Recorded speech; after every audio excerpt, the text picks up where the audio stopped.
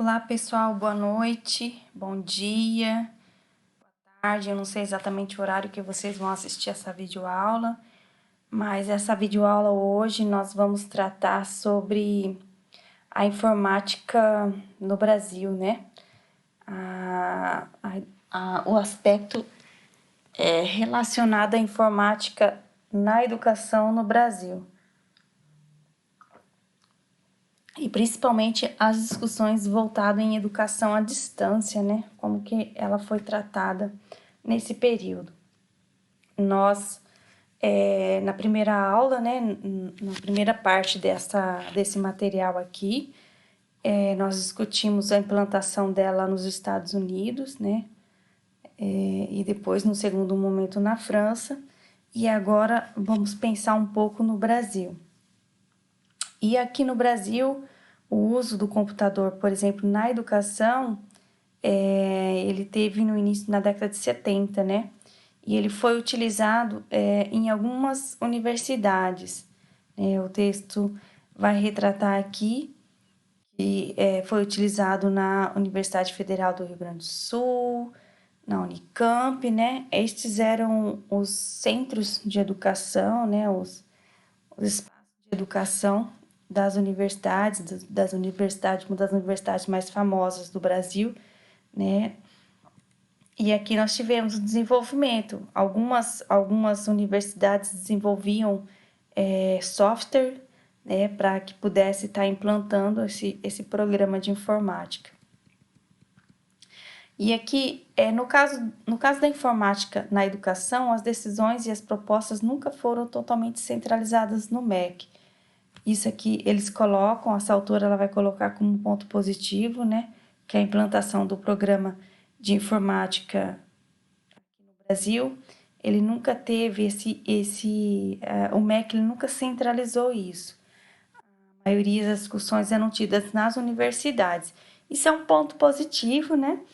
É um ponto que destaca a inserção dos aspectos das pesquisas, né? Isso é muito importante porque as universidades têm esse diálogo, né, com as linhas de pesquisas. A primeira grande diferença do programa brasileiro em relação aos outros países, como a França e os Estados Unidos, é a questão da descentralização das políticas, né? E a segunda diferença foi a fundamentação das políticas e propostas pedagógicas da informática na educação. Ou seja, havia assim, uma necessidade da criação e da fundamentação dessas políticas para que as propostas fizessem a diferença na prática pedagógica dos professores. As políticas a serem implantadas, então, deveriam ser sempre fundamentadas em pesquisas pautadas em experiências concretas, usando a escola pública, prioritariamente o ensino do segundo grau. Então, a proposta era fazer essa discussão no âmbito das universidades, por meio de pesquisas, e que tivessem experiências concretas com as escolas públicas, né? Ou seja, essas discussões, esses momentos de formações eram realizados nas universidades. E nós vamos lendo o texto, a gente vai identificando como que foi feito isso ao longo de alguns anos, né, com essa proposta inicial de informática na educação. Do ponto de vista metodológico, o trabalho deveria ser realizado por uma equipe interdisciplinar, formada pelos professores das escolas escolhidas e por um grupo de profissionais da universidade. Então, os professores dessas escolas, eles eram responsáveis pelo desenvolvimento do projeto naquela determinada escola, né? E esse trabalho deveria ter o suporte e o acompanhamento do grupo de pesquisa da universidade. Ou seja, a universidade ela estava em diálogo o tempo todo com esses professores, né? E na universidade não era somente uma formação de pedagogia, digamos assim. Nessas universidades tinham os psicólogos, os sociólogos e os cientistas da computação, né? Eles acompanhavam o desenvolvimento dessas formações. E uma outra diferença, né, que aconteceu no Brasil é que a proposta pedagógica, né, esse projeto de pesquisa, ele tinha esse viés de uma proposta pedagógica, né, e o papel que o computador deve desempenhar no processo educacional, ou seja, existia uma necessidade de se pensar qual é o diálogo dessa proposta pedagógica no interior da escola, em diálogo com a prática do professor, em diálogo com o chão da escola, com as universidades, com os professores pesquisadores. E no nosso programa, o papel do computador, né, aqui no Brasil, por exemplo, era o de provocar mudanças pedagógicas profundas, ao invés de automatizar o ensino ou preparar o aluno para ser capaz de trabalhar com o computador. Ou seja, não tinha esse viés.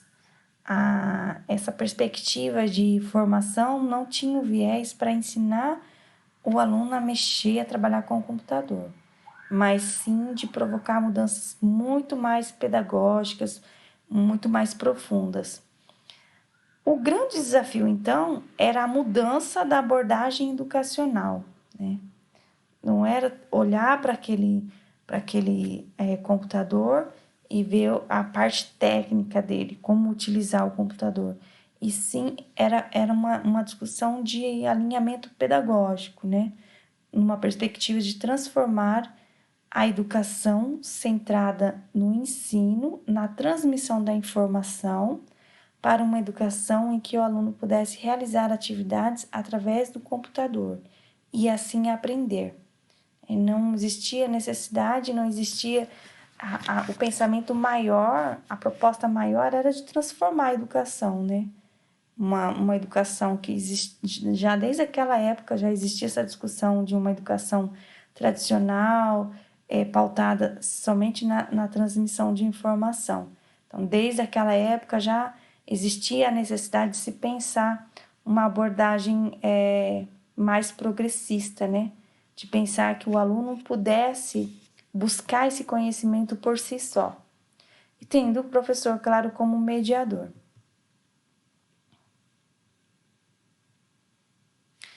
E aqui, a partir de alguns anos, né, com as experiências realizadas de pesquisa entre as universidades, os projetos desenvolvidos nas escolas com os professores, né, foi necessário, então, repensar a questão da dimensão do espaço e do tempo da escola.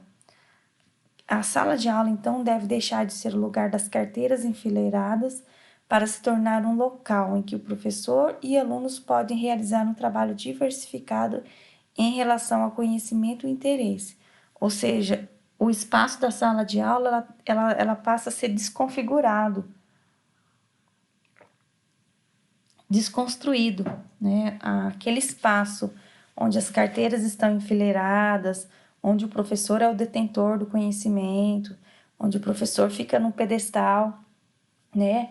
Essa é uma típica sala de aula que está sendo e vem sendo desconstruída ao longo de muitos anos, né?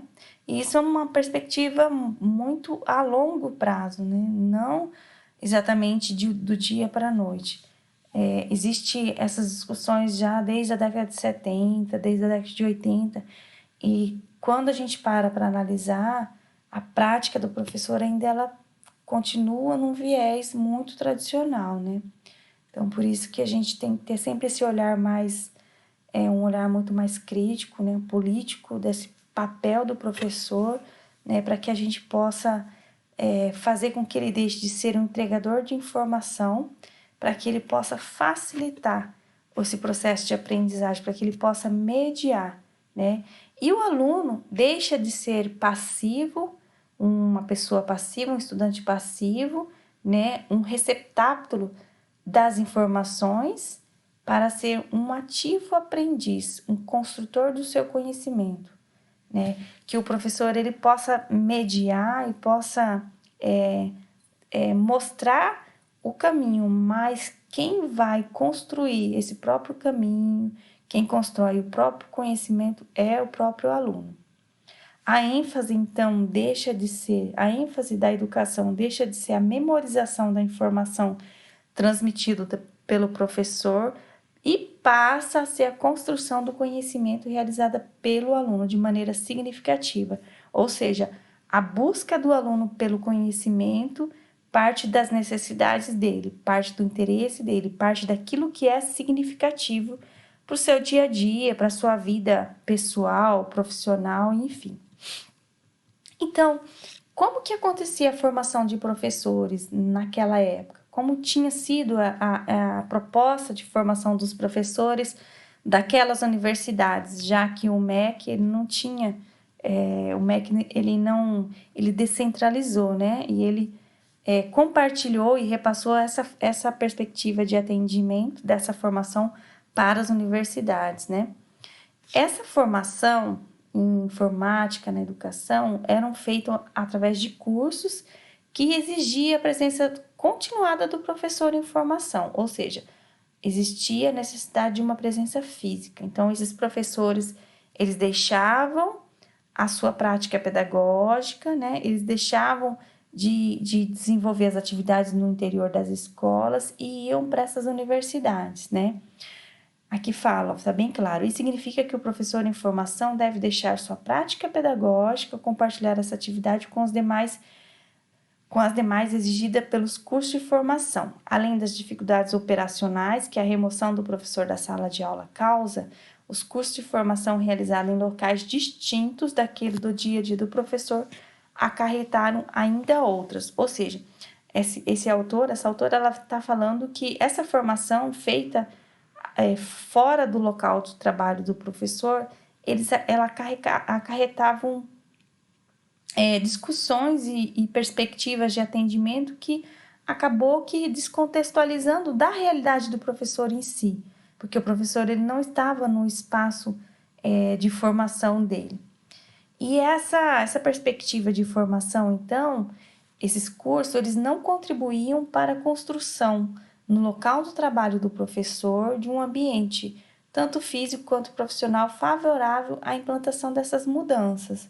Então, via-se a necessidade de uma formação, né, de uma discussão muito importante para aquela época, que era a inserção da informática na educação, e, ao mesmo tempo, existia-se a necessidade de levar esses professores para esses outros espaços, né, que o texto não deixa claro, mas a impressão que passa é que fala até no próprio texto mesmo, depois vocês vão tentar identificar, que foram vários lugares do Brasil, né, que esses professores se deslocaram para a Unicamp, para a Universidade Federal do Rio Grande do Sul, para a Universidade Nacional de Brasília, UNB. Então, eles se deslocavam e a perspectiva do trabalho, da prática dele, da prática pedagógica, acabava que deixando a desejar, porque eles não estavam no espaço, no local de trabalho. E aqui é um curso que eles ofereceram, teve o Formar 1, o Formar 2, né? O Formar, né, teve como principal objetivo o desenvolvimento de cursos de especialização na área da informática. E aqui vai contando um pouco dessa história, de como que foi esse curso, né, na década de 80, entrando lá na década de 90. E aí foi feito um outro curso Formar 2, né, foram realizados na Unicamp, ó. Aqui em cada um dos cursos participaram 50 professores, vindo de praticamente todos os estados do Brasil. Esses cursos tiveram duração de 360 horas, distribuído ao longo de 9 semanas, 45 dias com 8 horas por dia de atividades. Os cursos eram constituídos de horas teóricas, práticas, seminários e conferências. Os alunos foram divididos em 2 turmas, de modo que, enquanto uma turma assistia a aula teórica, a outra turma realizava a aula prática usando o computador de forma individual. Ou seja, essa perspectiva de formação foi o que tinha para aquela época, né?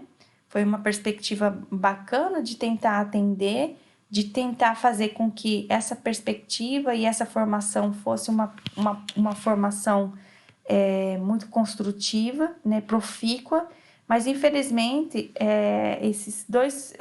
tanto o Formar 1 quanto o Formar 2 tiveram os pontos que foram positivos, mas também tiveram os pontos que foram negativo, considerando o deslocamento desses profissionais, né?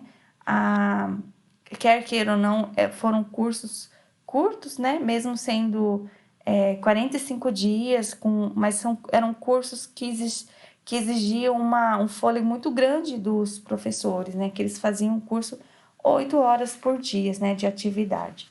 Então, acabou sendo muito maçante, muito cansativo para esses professores.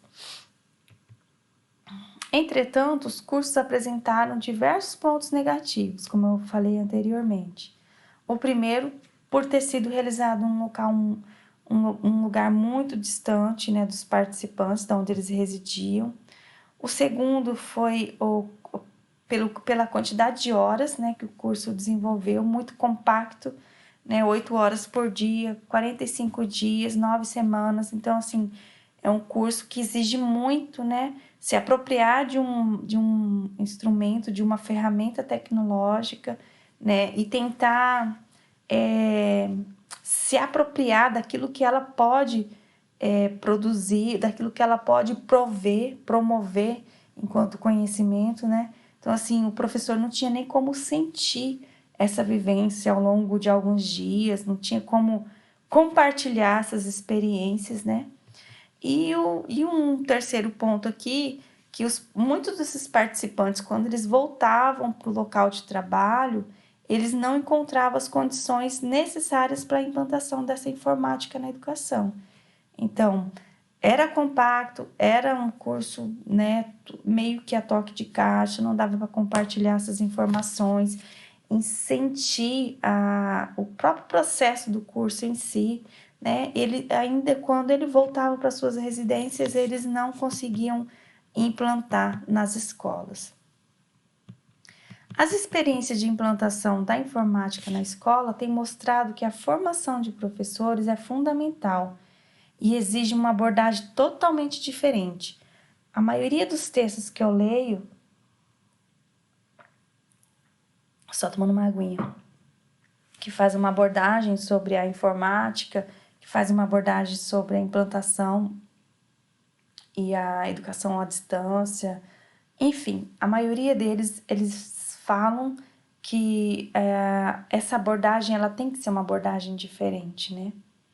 E aqui ele vem apontando que essa implantação desse sistema de atendimento, dessa perspectiva formativa na escola, ela envolve muito mais do que prover o professor com conhecimento sobre o computador ou metodologias de como usar o computador, né? Ele necessita ir para além dessa discussão. É importante conhecer o computador, como que funciona o computador, até porque senão você não consegue desenvolver um trabalho de informática, né? E para além de conhecer o computador, as metodologias de como usar.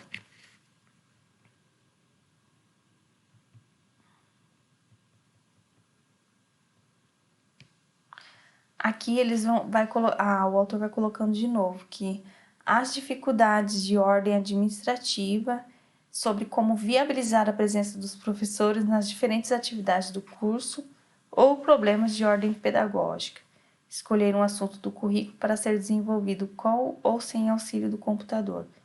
Os assuntos desenvolvidos durante os cursos devem ser escolhidos pelos professores, de acordo com o currículo e a abordagem pedagógica adotadas pela sua escola.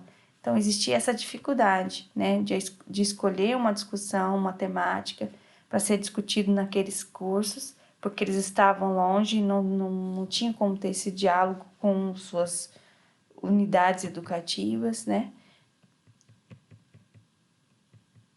E a evolução do computador no Brasil, quais foram essas implicações na formação?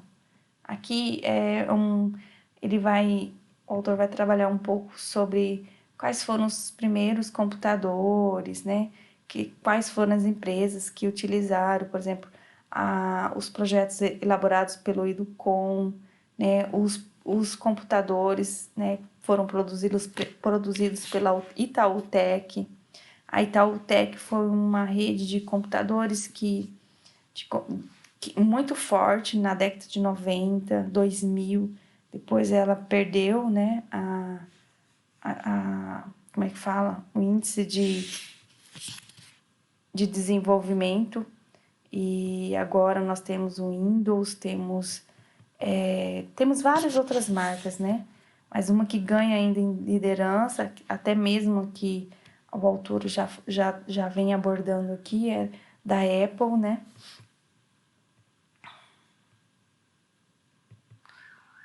Hoje nós temos várias marcas, e aqui eles vai falando um pouco sobre algumas marcas, lançamento desses videojogos, utilização das cores, a velocidade dos pentes, né?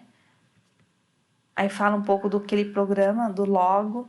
Enfim, aqui é mais assim, de informação mais técnica mesmo, ok, pessoal?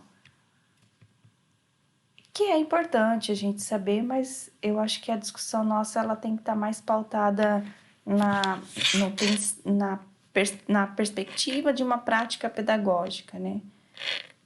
A nossa experiência observando professores desenvolvendo atividades de uso do computador com alunos tem mostrado que os professores não têm uma compreensão mais profunda do conteúdo que ministram. E essa dificuldade impede o desenvolvimento de atividades que integram o computador. Então, na década de 90, 2000, né, até 2010, muitos municípios tiveram esse boom do computador, né? O auge do computador no interior das escolas. Hoje, no Brasil, a informática ela é importante, mas ela não é evidenciada mais como tinha sido antes, né? Antigamente, há 10 anos atrás, 20 anos atrás, nós tínhamos apenas os computadores de mesa, né? Era uma outra pessoa, por exemplo, tinha um laptop, um notebook. Hoje todo mundo tem acesso a um notebook. Todo mundo não. Ixi, eu falei besteira agora. Muita gente, muito mais, um índice muito maior do que há 20 anos atrás. E hoje, a nossa experiência com os eletrônicos, com os tablets, com os celulares, praticamente ela substitui, às vezes, o uso desse computador. Hoje nós temos um celular que conseguimos fazer digitação, mandar e-mail, mandar mensagens instantâneas, enfim.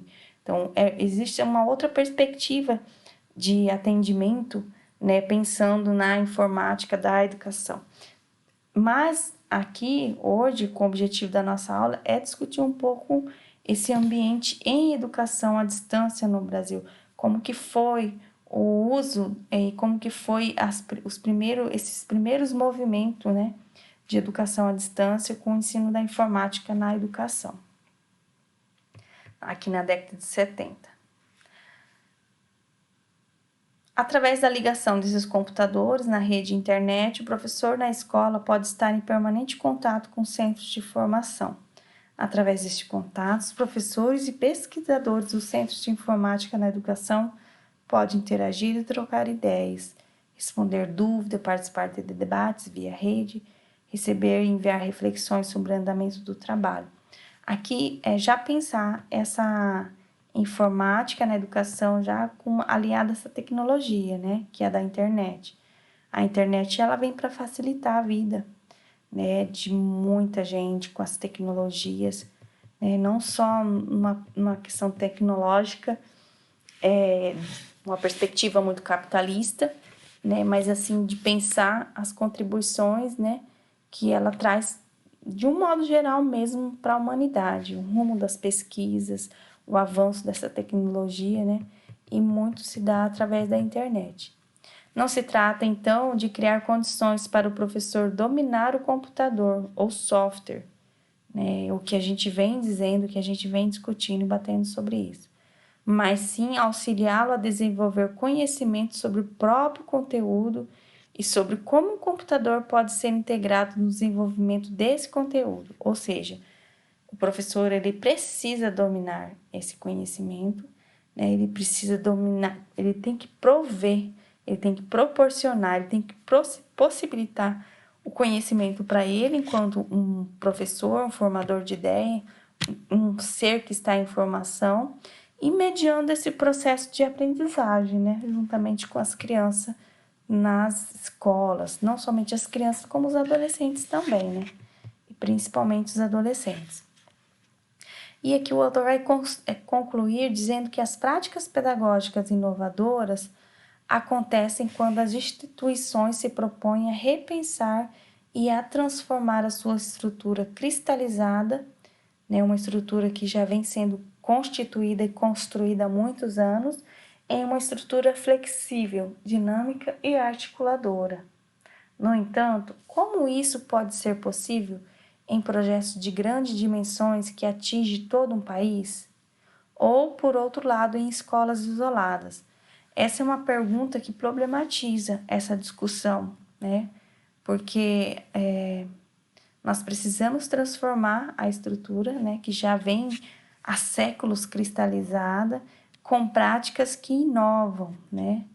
Mas considerando o professor como um ser que é flexível, como um ser que media esse processo, né? E de que forma que esse professor ele pode alavancar, né, numa discussão desses projetos, né? E não somente os professores, né? De que forma que os pesquisadores, então, eles podem alavancar, pensando numa grande dimensão, né? Pensando em projetos que atendam a demanda do Brasil todo e pensando também em escolas isoladas, por exemplo, escolas que têm difícil acesso, né? Não tem, por exemplo, uma internet, né? Não tem o mínimo possível, né? Então, isso é uma pergunta que problematiza. Ok, pessoal?